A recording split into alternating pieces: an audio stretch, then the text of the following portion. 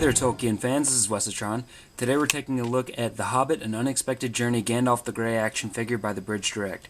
This is the new 6-inch scale, and these are currently showing up in some stores, but still haven't really hit to full effect quite yet. I had to buy mine off of Go Hastings, and I think I paid about $13.49 for it because there was a sale. He is available on Amazon and eBay and stuff like that if you need it, but for me, I didn't want to pay too much for this guy, but he should be retailing somewhere around $15. So this is the standard card back that we've been seeing with the other 6-inch figures, which is just bubble on card, and there's no like tape on the back or anything like that to worry about. If you look here, you got a picture of the action figure. Ian McKellen is Gandalf down there in the corner, and we've got a bio for Gandalf, which hopefully stays in focus long enough for you to pause. And then a, not exactly a summary of the movie, but just some ideas of some of the events that take place. Down at the bottom you've got the cross-sells for the other 6-inch action figures, but we've looked at most of those already, so I'm not going to spend any time on them. Let's get this guy open and see what he looks like. And here's Gandalf out of packaging. As you can see, I don't have him in a very dynamic pose. He is rather limited by his skirt here, which is a very, very thick plastic. You can see I'm having to put quite a lot of pressure on it to get that to move. So I can't even actually see far enough to see what kind of joint he's got up in there. I'm not really sure. Yeah, I expected this to be a little more flexible than Thorin's jacket, but it really isn't. And neither is the cape that he comes. Well, the cape is a little more pliable, but you can't do much with it once it's on. So we'll just take a quick look at the accessories while we're here. Here's his wizard's hat, and the inside of it is, you can see it's sort of cut out in weird shapes, and that's just because it's designed to fit sort of one way. And as long as you get the right hair in the grooves, then theoretically it should stay on there. But mine's not doing great with it. That one's not bad, but it likes to pop off pretty easily. So yeah, not the best in the world, but you know it'll stay on, you know, on a flat surface, you know, if you're not moving them around too much. So there's the hat. You've got staff. You can see they have that little cutout at the top where he put the stone in when they were down in Moria to create light, so that's pretty cool. A nice wood kind of grain to it. Get this a little better. So a little bit shiny, the plastic on it. It doesn't seem to have actual paint, unless they decided to paint it a really glossy brown color. I don't see much in the way of shading or anything on that. As I said, his cloak is a little bit more flexible than his skirt is on his robes.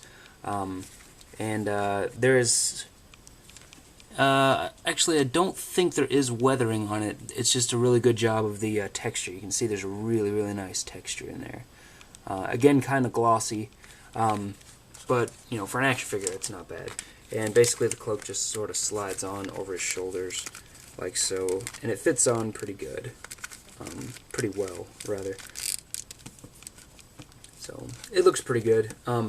It's kind of sort of like Thorin. You kind of got to work it under the hair a little bit to get it to look just right, but you know, it definitely works for its purpose. And here's a Glamdring, which they'll find at, I won't really say much more about that. At some point in the movie, he'll pick up Glamdring for the first time, so that's exciting for you guys who don't know much about it. And as someone pointed out in the comments on the Thorin review, Glamdring is actually the sister sword to Orcrist, not Sting. I was getting confused by the elven weapons there, so that was my fault. Glamdring is actually an elven weapon still, and it's just not... it's not designed to look quite like the others. I'm not sure why they went with a different look, but it looks really nice. They did a great job on the grip there. Everything looks very, very well done and out of focus. There we go. You can see they just did, you know, simple silver paint on it. Very nice looking. And that does fit into his hand nicely, as well as the staff. The staff it's kind of big and chunky, but the fingers are flexible to a degree, so they will sit in there okay. So take a quick look at move this in a little bit at the likeness to actor Ian McKellen, which is, I would say, quite good. They do have a lot of paint on the face again, which hurts some of the wrinkles, but overall, I'd say it's a very nice sculpt. Looks very much like him in kind of his judgmental, fool of a took type of look there. Very nice, I like it. They did a great job sculpting the hair too. Nice color on it, a little bit of a wash to kind of bring out the details. Very nice. They did do a wash on the robes as well. They did a great job kind of accentuating all of the sculpted detail, which looks fantastic. You see the scabbard for Glamdring here. Very brightly colored, which is kind of cool. I'm glad to see that they're not trying to suppress color, because that's kind of a big thing for me in the Hobbit movie, is that color seemed really important. His scarf back here wraps around his neck up here, and you can see it just sort of flows on the front and the back. So that's a cool little detail. He's got his little fingerless gloves that he had from the Lord of the Rings movies. Very cool stuff. Up underneath here, you can't see much, but he is wearing pants, and he's got some nice laced-up boots that do have some weathering on themselves. So that's pretty cool. As far as articulation goes, he, as I said, is very limited by his design. The head sculpt especially is very limited by both the beard and the hair, which are a very, very tough plastic. I mean, they do not want to move at all. You're just as likely to pop the head off by trying to move that. So that's a problem, and also the scarf, which adds, those extra thick layers right there of plastic. So he doesn't have. Mine always kind of sits with his head sort of cocked to the left, and looking down a little bit. So looking down, I don't mind quite as much, but the kind of constant turn is a bit of a bummer, because otherwise this is a ball jointed head, and it does have a little range of motion there, but you can't do much with it. You can turn a little bit to the right and a little bit to the left. I'm not sure if this scarf is actually a separately sculpted piece. It looks like it's separately sculpted but glued in place from the looks of it. So I don't think there's going to be much you're going to be able to do about that. Shoulders are swivel hinge. They only go out about so far. They didn't leave a whole lot of clearance for the shoulder in the disc there. The elbows are also swivel hinge, and they have a great range of motion, a little bit more than 90 degrees, just slightly, and a great rotation. They've got this big, thick joint right in the middle, which does cut up the sculpt a little bit, but I don't mind it because it is very smooth. You can see it's got a very, very nice range there. It's just very smooth in your hand. The wrists are on swivels, and they go all the way around. They're not hindered by the sleeves so far as I've seen. So that's really nice. And I didn't have any stuck joints, so that's good as far as I can move. Swivel in the waist there. And he's got up under here, they don't look it, but they are actually swivel hinge ankles here, and my left ankle is actually really, really loose. So that's a real bummer. I'm going to have to watch him on the shelf and make sure he's maybe in the back or maybe on the front, just so he can do a safe shelf dive. So yeah, both ankles. I believe he's got swivel hinge knees. It's really hard to tell because, like I said, this is so thick I can barely move this. So it's actually also going to be kind of difficult for people who want to do any kind of customizing on this to make that more mobile, because all the belts here are all actually sculpted onto the plastic. Those are not separate pieces. You can see that they're actually part of it. And the scabbard itself is glued to that. So you could remove the scabbard if you wanted to, but the belts are all going to come with that skirt. So not a whole lot you can do about that. The hips, like I said, I can't tell what kind of articulation they have up in there. I'm just not sure, and I apologize for that, but I can't get up in there to check. So for $15, he's certainly not a bad deal. He's about what you expect to pay in the market today. But I wouldn't say he's great, considering there's things that they could have done to make him more mobile. And speaking of that, I can show you the old Lord of the Rings Gandalf I have. You can see how massive he is next to him. So I know people had some scale issues with the old Lord of the Rings, which is something I never really thought about, but you can definitely see the difference in the new Bridge Direct figures, how much smaller they are. But you can see Gandalf here, you know, they actually gave him soft goods here. They gave him a very soft plastic here, so you've got full range up here in the legs that you could do stuff with. So there were options that they could have explored, and the fact that they had the chance to do that, because I mean there's so many Gandalf figures that they released in Lord of the Rings, they had a lot of opportunities to look back and say what worked, what didn't, and they decided to do something that didn't work.